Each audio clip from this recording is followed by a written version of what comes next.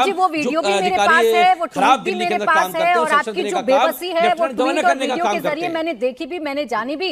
लेकिन आपकी सरकार तो धरने वाली सरकार है ना, कैसे छोटे छोटे मसले पर आप लोग धरना करने बैठ जाते हैं। पानी का संकट था तो बैठी थी ना अनशन पर आपकी मंत्री, आपकी नहीं सुन रहे हैं एलजी साहब, कोई आईएएस कार्रवाई नहीं कर रहा है तो बताइए ना आपने क्या कदम उठाए।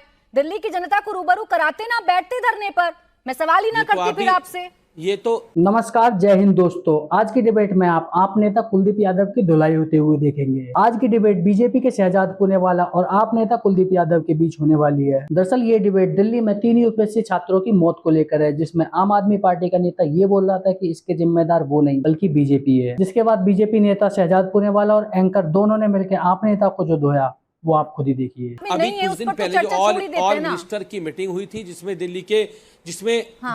दिल्ली के सारे अधिकारी मौजूद थे। मैं आपको वीडियो शेयर कर दूंगा। माननीय मंत्री सौरभ भारद्वाज जी ने उसमें यह विषय उठाया कि जो डिसिल्टिंग की जा रही है उससे ना कोई मंत्री संतुष्ट है, ना विधायक संतुष्ट है। उसके लिए थर्ड पार्टी की आपके क्या व्यवस्था है और ऐसे अधिकारियों पर कार्रवाई की जाए। क्या कार्रवाई की गई? अभी तक कोई कार्रवाई नहीं की गई, क्योंकि अधिकारियों को संरक्षण देने का काम जो अधिकारी खराब दिल्ली के अंदर काम करते हैं, और आपकी जो बेबसी है वो ट्वीट और वीडियो के जरिए मैंने देखी भी, मैंने जानी भी। लेकिन आपकी सरकार तो धरने वाली सरकार है ना, कैसे छोटे छोटे मसले पर आप लोग धरना करने बैठ जाते हैं। पानी का संकट था तो बैठी थी ना अनशन पर आपकी मंत्री, आपकी नहीं सुन रहे हैं एलजी साहब, कोई आईएएस कार्रवाई नहीं कर रहा है तो बताइए ना आपने क्या कदम उठाए।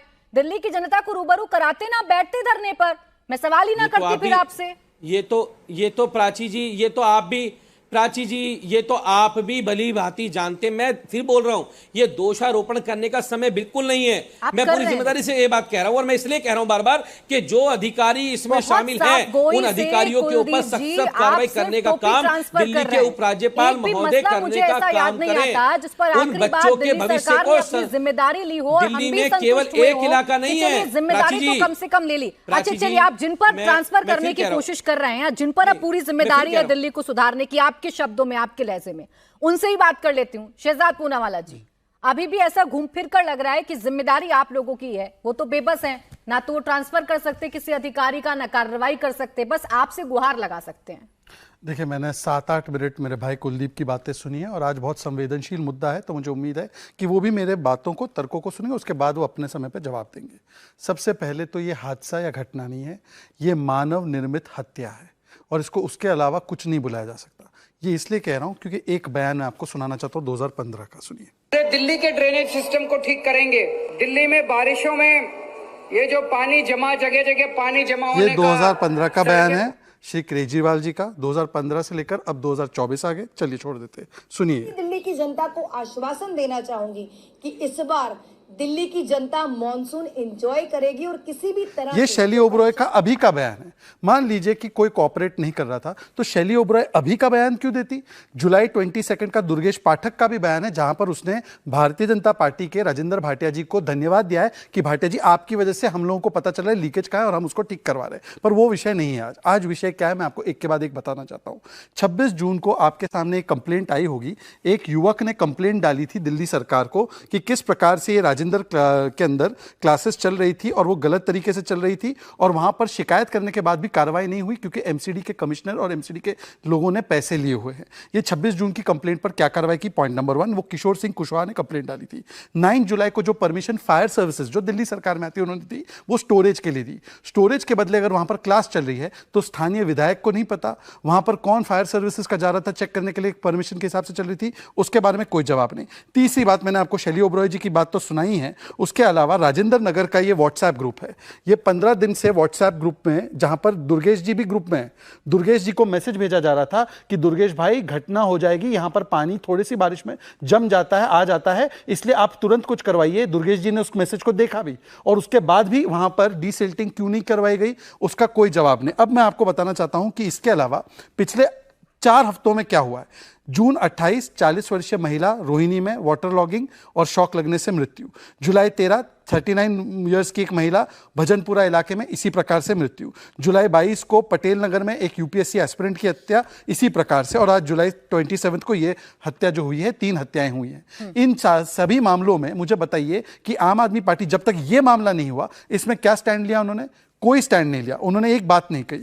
मेरा केवल अब आखिरी में ये कहना है कि आज तो कांग्रेस पार्टी के कुछ नेताओं ने, राहुल गांधी वगैरह ने तो इनका नाम नहीं लिया है, पर पवन खेड़ा, देवेंद्र यादव और अभिषेक दत्त ने, मैं उनको धन्यवाद देना चाहता हूं। उन्होंने कहा कि सीधे सीधे आम आदमी पार्टी की सरकार का दोष है। उन्होंने कहा कि एमएलए आपका, एमसीडी आपका, पीडब्ल्यूडी आपका, जल विभाग आपका, फायर सर्विसेज आपका, दोष किसी और का, ये बहाने बंद कीजिए। ये उनका बयान है, उनका कोट अनकोट बयान है। दूसरी बात, जो मेन बात है, दिल्ली हाईकोर्ट ने अभी अप्रैल 2024 में दिल्ली सरकार को निर्देश देते हुए कहा था 22 मेन ड्रेन है दिल्ली की, मतलब बहुत सारा ड्रेन जो है पीडब्ल्यूडी संभालती है, 750 ड्रेन्स कुछ एमसीडी के पास है और बाकी कुछ ड्रेन्स है। मेन जो 22 ड्रेन्स है उसमें दिल्ली हाईकोर्ट ने कहा कि I&FC मतलब इरिगेशन फ्लड डिपार्टमेंट, जो सौरभ जी का है शायद, वो संभालेंगे, इसमें कोई उनको रोक टोक नहीं करेगा, एक एजेंसी देखेगी और इसमें डिसिल्टिंग का हमें रिपोर्ट दीजिए, कितनी डिसिल्टिंग हुई उसका मुझे आंकड़ा चाहिए। दूसरी बात, उसमें कहीं पर भी कोई स्कोप नहीं है ये कहने का कि केंद्र की सरकार का या LG का है, क्योंकि डायरेक्ट हाईकोर्ट की निगरानी में ये हो रहा था, मेरे पास हाईकोर्ट के भी ऑर्डर है। दूसरी बात, दिल्ली के लिए ड्रेनेज मास्टर प्लान बनना था, 2018 में IIT ने एक रिपोर्ट इनको दी, 2021 में केजरीवाल जी को यह रिपोर्ट दी गई, उन्होंने कहा कि मैं इसमें अब रीडिजाइन करने वाला हूं पूरी दिल्ली का। आज 2024 हो गया, 2 कंसल्टेंट भी रखे गए, फिर IIT की रिपोर्ट को रिजेक्ट कर दिया गया, ये खबर आई। मैं जानना चाहता हूं कि 2021 से लेकर 24 तक दिल्ली के नए ड्रेन मास्टर प्लान के ऊपर क्या किया गया। अब देखिए, एक जो ट्वीट किया जा रहा है या एक वीडियो का जिक्र जो कुलदीप जी कर रहे थे, उस पर आपका जवाब चाह रही हूं, जिसमें सौरभ भारद्वाज जी कह रहे हैं कि हम बार बार कह रहे थे कि डिसल्टिंग हो, लेकिन नहीं हो पा रही थी। एक IAS का नाम लिया जा रहा है, अनबरासू, उनका नाम लिया जा रहा है कि भाई उनसे हमने कहा, लेकिन जब वो एक्शन नहीं ले रहे, वो जाकर चेक नहीं कर रहे, वो सर्वे नहीं कर रहे, तो कार्रवाई नहीं होगी। कार्रवाई हमारे हाथ में नहीं, LG साहब के हाथ में है। तो यहां लग रहा है कि LG साहब नहीं करना चाह रहे। ठीक है, ये वीडियो कब का है सौरभ जी का? 28 जून। हाँ, 28 जून का है ना। तो अगर कोई काम नहीं हो रहा था तो शैली ओबरॉय जी क्यों यहाँ पे आकर कह रही थी कि नहीं नहीं इस बार तो बेस्ट मॉनसून होने वाला, एंजॉय कीजिए?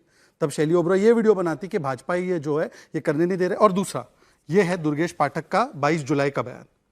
नमस्कार साथियों, अभी हम लोग पांडव नगर हैं, सारे एमसीडी, पीडब्ल्यूडी, जल बोर्ड सारे ऑफिसर यहाँ पे हैं। सारे ऑफिसर यहाँ पे हैं। बड़े भाई, मेरे बड़े अच्छे दोस्त और भारतीय जनता पार्टी के बड़े नेता हमारे राजेश भाटिया जी ने सुबह कंप्लेन मुझे फोन करके बताई कि यहाँ पे लीकेज है, यहाँ पे काम चल रहा था और अभी हम लोग आए हैं यहाँ पे चेक किया है, तो इसमें एक कंप्लेन। राजेश भाटिया जी की तो तारीफों के पुल बांध रहे, मतलब कि भाजपा तो सकारात्मक रूप से काम कर रही थी। और ये खुद दुर्गेश पाठक लोकल MLA का बयान है कि वहां पर सारे कर्मचारी आ गए, काम करने लगे, जैसे राजेश भाटिया जी ने बताया। प्रॉब्लम यह थी कि दुर्गेश पाठक, आतिशी, शैली ओबरॉय अपना काम नहीं करते। एक लास्ट पॉइंट, आज MCD ने एक जारी किया नोटिस, पता है आपको, ये कहते हुए कि ऐसी जो बेसमेंट में चल रही है क्लासेस उसकी इंक्वायरी करो।